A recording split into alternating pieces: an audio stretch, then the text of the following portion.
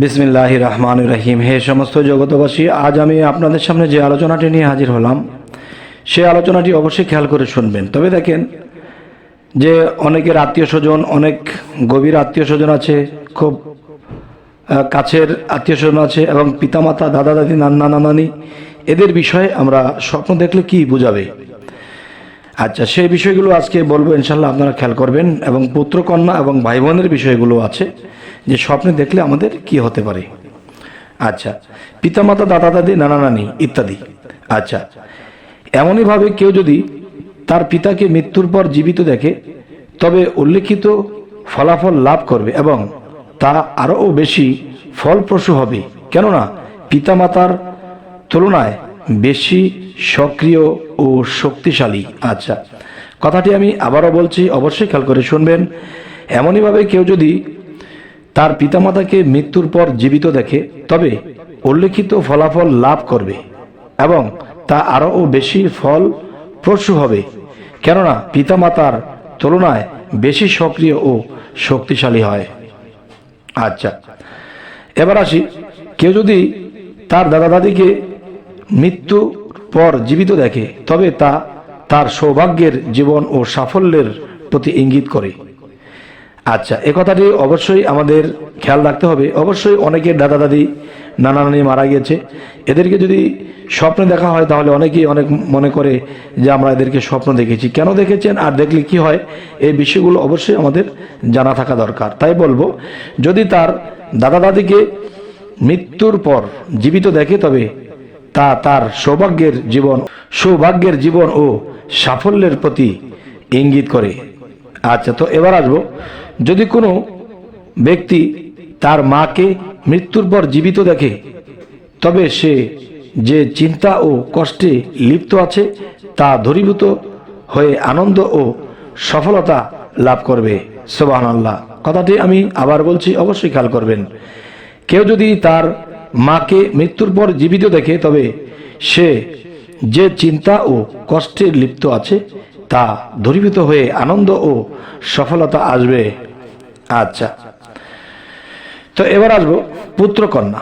কেউ যদি তার মৃত পুত্রকে জীবিত দেখে তবে এমন কি হতে পারে যে তার শত্রু হবে যা সে ধারণাও করতে পারবে না। কথাটি আমি আবারও বলছি যেন বোঝার জন্য। কেউ যদি তার মৃত পুত্রকে জীবিত দেখে তবে এমন কি হতে তার শত্রু হবে যা সে ধারণাও করতে পারবে না।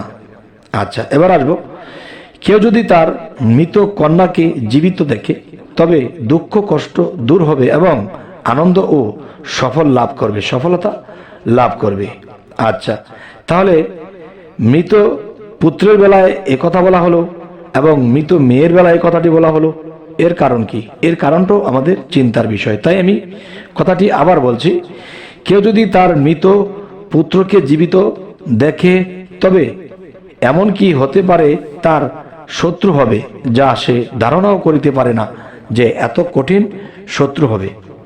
আচ্ছা, তো এবার কন্যার কথা বলা হলো যে সন্তান মৃতকে দেখলে, জীবিত দেখলে শত্রু হওয়ার সম্ভাবনা এবং ধারণাও করতে পারবে না।